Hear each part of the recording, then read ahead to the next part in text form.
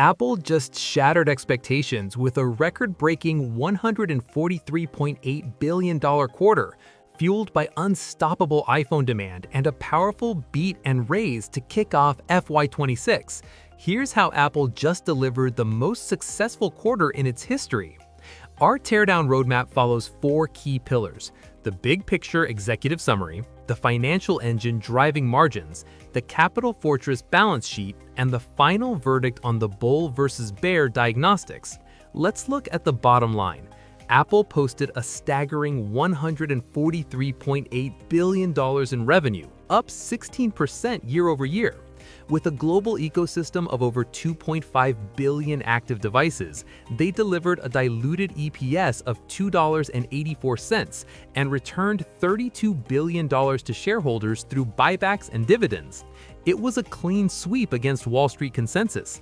Apple beat expectations on total revenue, hit a massive 48.2% gross margin, and pulled in $42.1 billion in GAAP net income.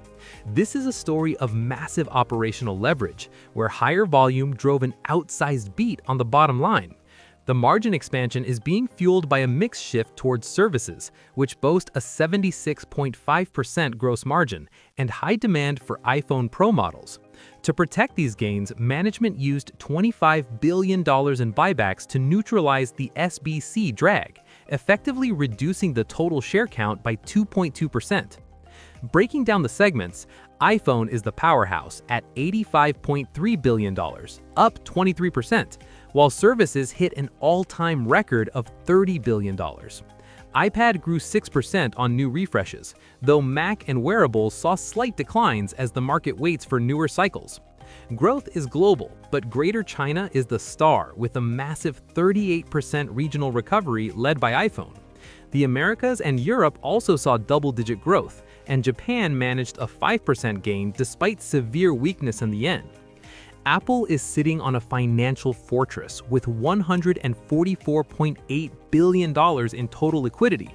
After accounting for debt, they have a $54.3 billion net cash cushion, giving them unmatched flexibility as they enter the capital-intensive AI cycle. This is a free cash flow machine.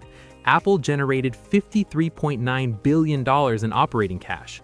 After just $2.3 billion in CapEx, they had $51.5 billion in FCF, the majority of which went straight back to investors via $25 billion in share repurchases and $3.9 billion in dividends.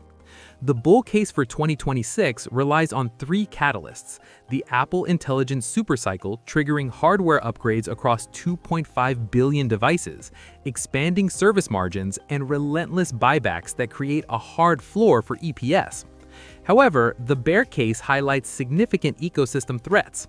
Regulatory pressure from the DOJ and EU targets App Store fees and search revenue, while potential US tariffs and supply chain migrations could squeeze margins and increase component costs. The earnings quality is exceptionally high. Stock-based compensation growth lagged behind revenue growth, and net income is fully backed by operating cash flow. Most importantly, there were no suspicious one-time adjustments used to mask the numbers. The true thesis? Apple is no longer just a phone company. They are monetizing a closed digital nation. Hardware sales feed the high-margin software ecosystem, which generates the cash used to systematically buy back shares and drive EPS upward. Smarter investing starts here. If you found this Apple earnings deep dive helpful, don't forget to like, save, and share this video. Follow and subscribe to ZinvestZ.